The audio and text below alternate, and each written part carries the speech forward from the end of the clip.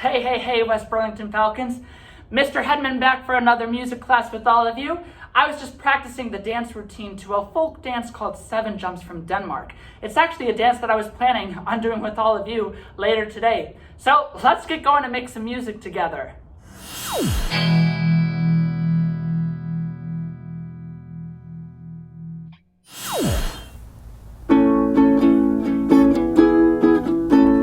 Welcome to music, everyone. Welcome to music, everyone. Hope you have a lot of fun. Hope you have a lot of fun. Now is the time to sing and play. Now is the time to sing and play.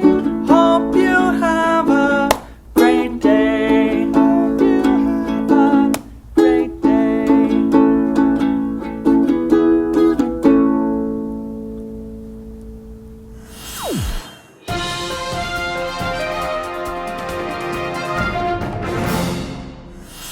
Let's sing our healthy habits song all together. Oh, and remember that when we're singing around other people outside of our family, we want to make sure we're wearing our masks. Let's sing We'll Stay Apart. We'll stay apart, we'll stay apart, and we'll cover when we cough, and we'll stay apart, we'll stay apart, we'll stay apart, and we'll cover when we cough, and we'll stay apart. We'll wear masks, and we'll cover when we cough, and we'll stay apart. We'll wear masks, and we'll cover when we cough, and we'll stay apart. We'll stay apart, we'll stay apart, and we'll cover when we cough, and we'll stay apart. We'll stay apart, we'll stay apart, and we'll cover when we cough, and we'll stay apart.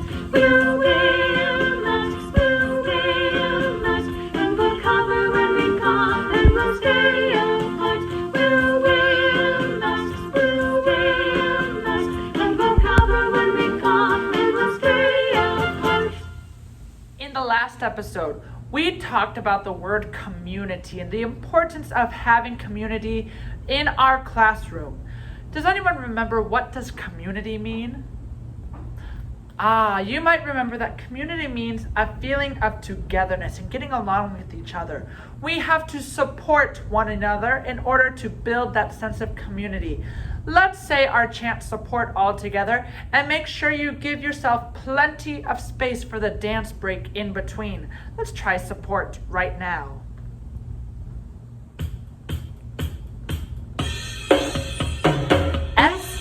SUPPORT. I support you and you support me. That's what builds community. SUPPORT. Here's that dance break. Get all those wiggles out.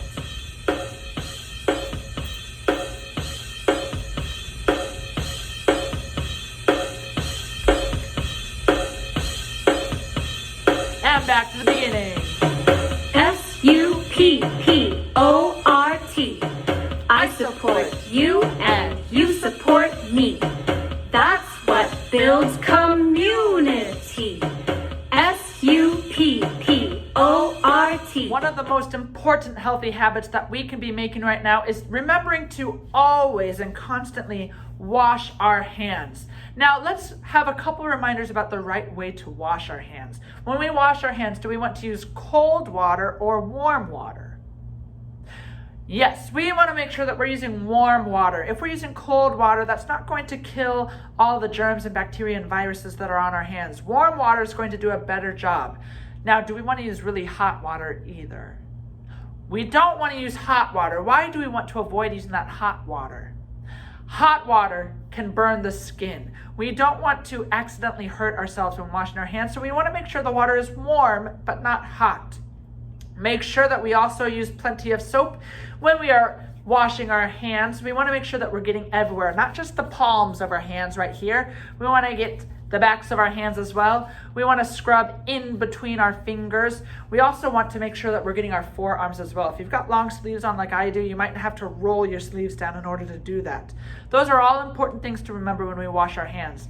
Last but not least, we want to make sure that we are washing our hands for a long enough time. 20 seconds is a good length of time to wash our hands. But here's the problem. Some kids have trouble thinking about how long 20 seconds is. They can't count 20 seconds very well. So I'm going to teach you a little song that will help remind you of the perfect time to wash your hands. 20 seconds. This is called Wash, Wash, Wash Your Hands. It sounds like this.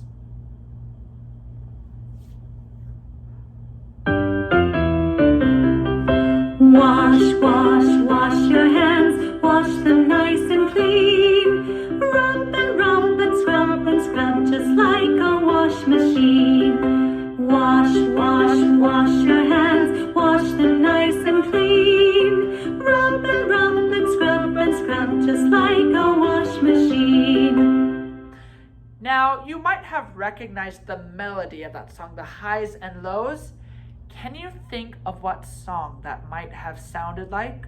Maybe Lulu can help us out. Lulu, why don't you sing the melody, the highs and lows of that song, and see if you can help the boys and girls figure out what other song sounds like our Wash Our Hands song. Loo, loo, loo, loo, loo, loo, loo, loo, loo.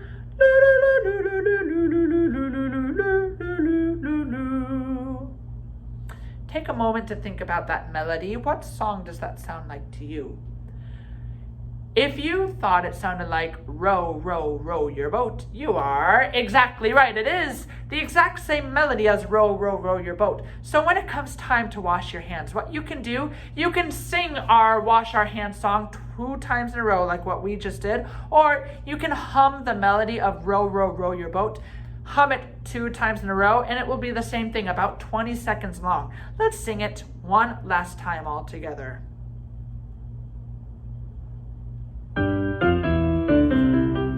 Wash, wash, wash your hands, wash them nice and clean. Rub and scrub just like a wash machine. Wash, wash, wash your hands, wash them nice and clean. Rub and scrub just like a wash machine.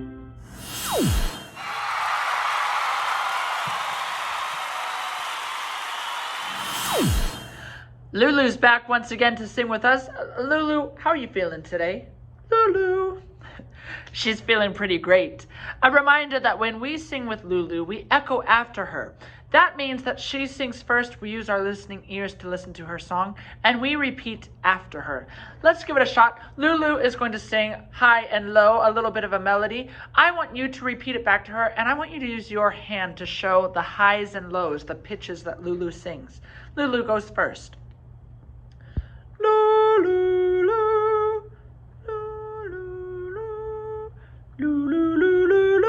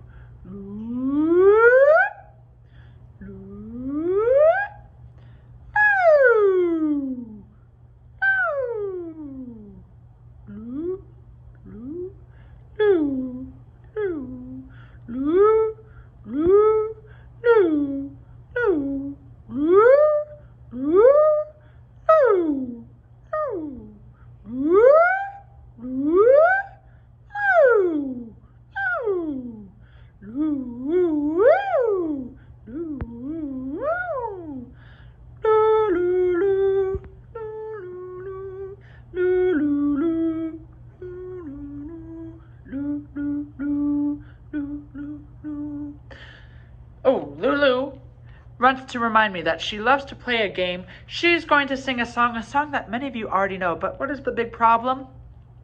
Yes, that's right. Lulu does not know how to sing the words. She's a little bit like a baby. The only word she really knows is Lou. So she's going to sing a song. She's going to sing the melody, the highs and the lows. Your job is to use those listening ears, listen to the song, and tell me what song you think she is singing. Here's the first one. There's 3 to figure out today. Here's the first one. Lou, Lou, Lou, Lou, Lou, Lou, Lou, Lou, Lou. Lou, Lou, Lou, Lou, Lou, Lou, Lou, Lou, Lou.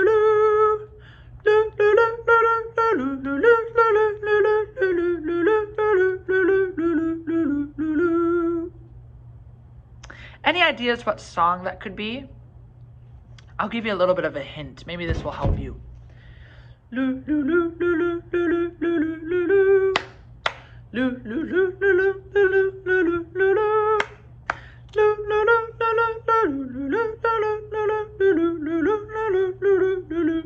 Lou, Lou. Any ideas? If you thought it was If You're Happy and You Know It, you are correct. It is that song. If you're happy and you know it, clap your hands. Nicely done. But Lulu's not done yet. She still has 2 more songs for you to figure it out. If you know it, make sure you shout it out loud. It sounds like this. Song number 2. Lulu, Lulu, Lulu, Lulu, Lulu, Lulu, Lulu. Lulu, Lulu, Lulu, Lulu, Lulu. Lulu,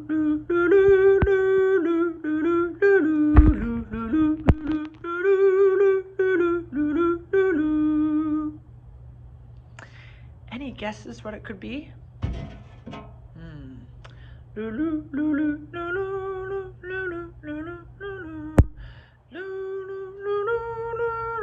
Lulu, Lulu. If you thought it was the Itsy Bitsy Spider, you are exactly right. The itsy bitsy spider went up the water spout. Here's the last one, and I have to warn you, this last song is pretty darn difficult. I'm not sure if you know it or not, but if you do, feel free to say it to someone around you. Maybe your parents are home, maybe you've got a brother or sister. Listen to this song. Loo, loo, loo, loo, loo, loo, loo, loo, loo, loo, loo, loo,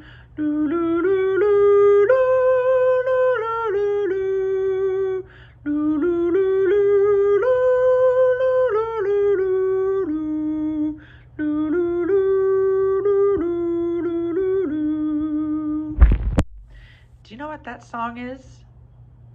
Maybe for some of you, maybe someone in your family sang it to you when you were younger. Maybe your mom or dad would sing it to you, kind of like a lullaby. If you thought it was You Are My Sunshine, you've got it right. You are my sunshine, my only sunshine. You make me happy when skies are gray.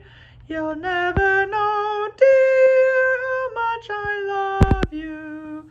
Please don't take my sunshine away. So how did you do? Were you able to figure out all 3 of Lulu's songs? Maybe not. Maybe you only got 1 or 2. Maybe you didn't get any of them, and that is perfectly okay. Lulu is just here to help us practice our ear training, being able to recognize common melodies that I think you as kids need to know. If they're unfamiliar to you, that is okay. That's why I'm here, to help you learn about those songs. Now, with that being said, I think it's a little time for show and tell.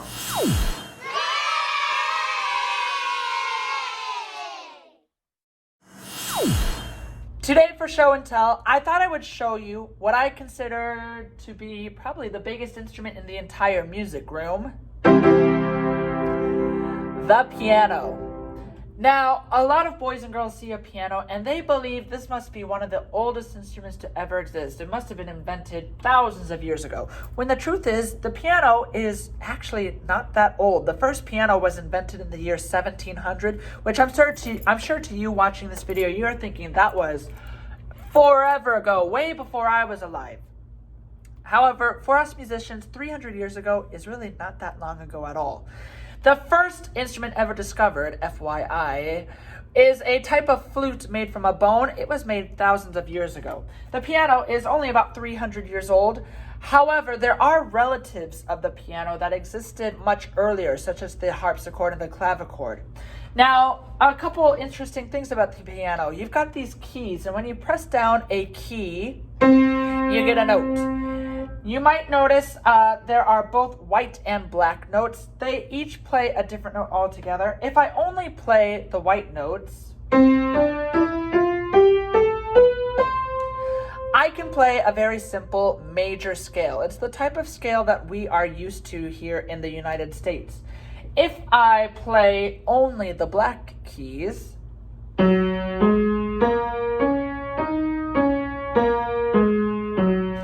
I can play a scale known as the pentatonic scale. This is a scale that is used actually quite a bit in the United States, but it's also used in other parts of the world. Southeast Asia is well known for using that pentatonic scale.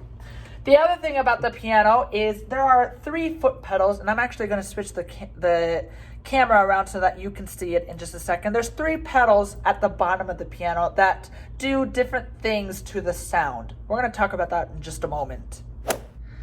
So I'm facing the piano now, and if I go beneath the keys, you'll find these 3 little pedals. These are called the foot pedals because you use your foot to press them down like this.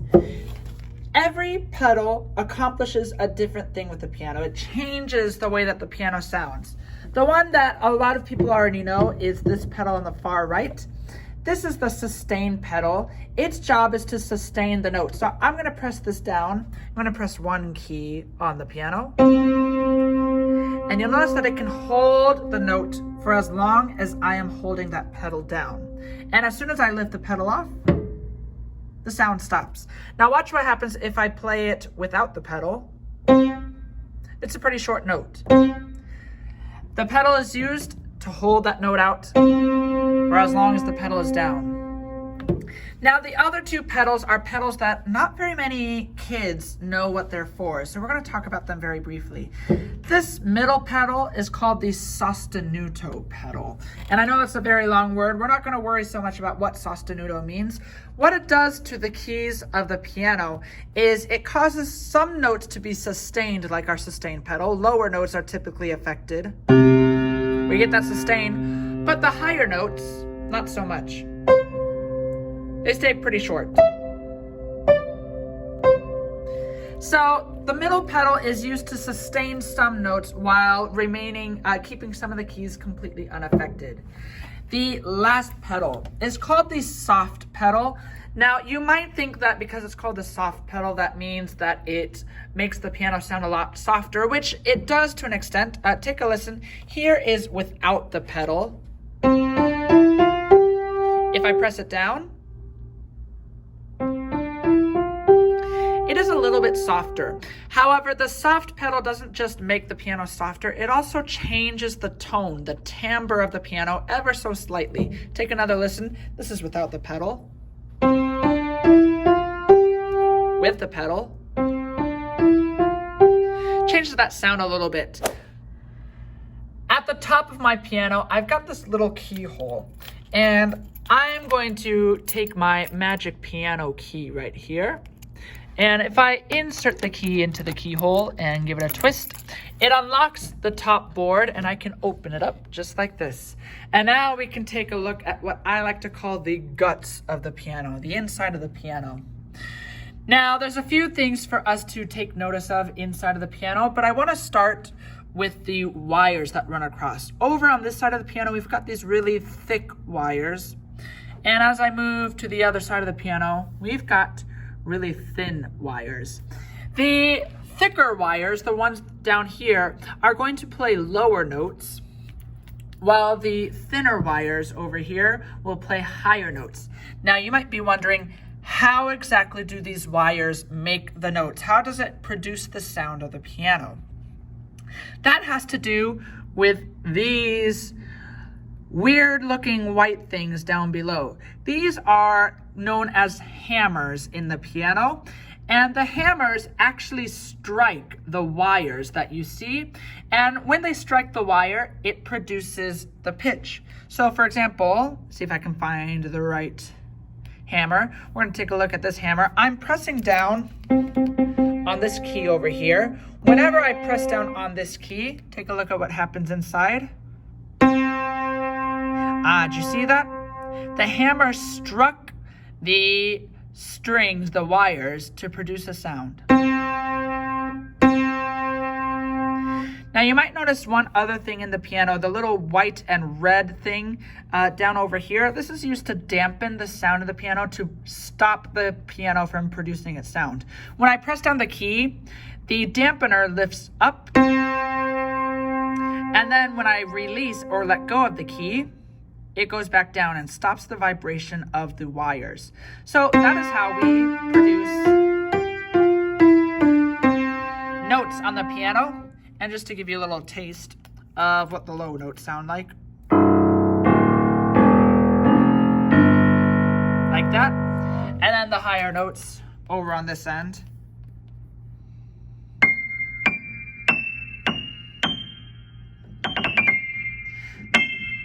That is how a piano works.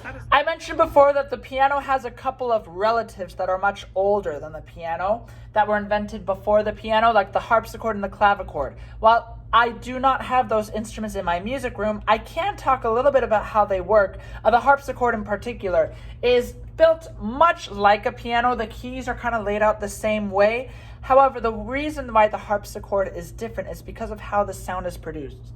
We saw in the piano the hammer striking the wires, and that causes the wires to vibrate and produce the pitch, produce the sound.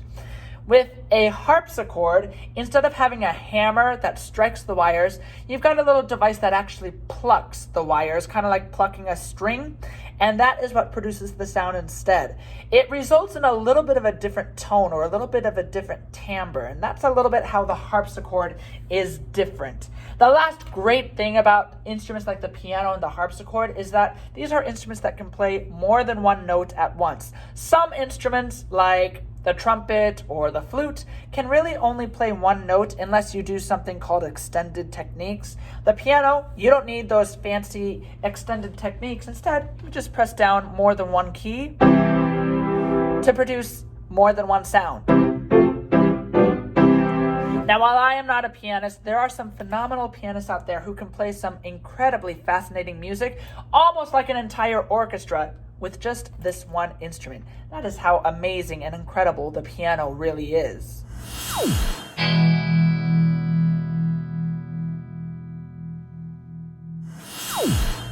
Well, hello, boys and girls. Your friend Leo is here once again for music class. Mr. Hedman asked me to introduce our next activity for music today, the folk dance called Seven Jumps. This is a dance that began in the country of Denmark in Europe. I want us to take a listen to the music for Seven Jumps, and as you listen, I want you to think about how many different sections you hear in the music. By sections, I'm talking about unique parts of the music. You might notice that the music changes from time to time. We're going to call those sections. Count how many unique sections you hear, and I will help us out. Let's take a listen. This is our introduction, where we would bow like this. This is section 1. The music changes, that's section 2. And here's section 3. Now listen. We go back to section 1. That's important for the dance. And here's section 2.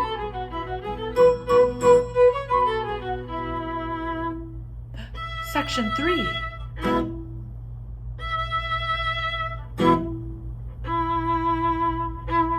And now we're back at the beginning, section 1.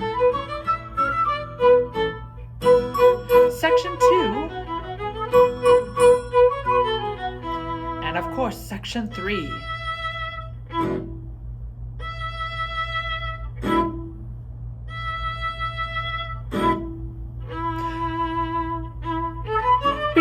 back to the top. Section 1 again. Section 2. And section 3.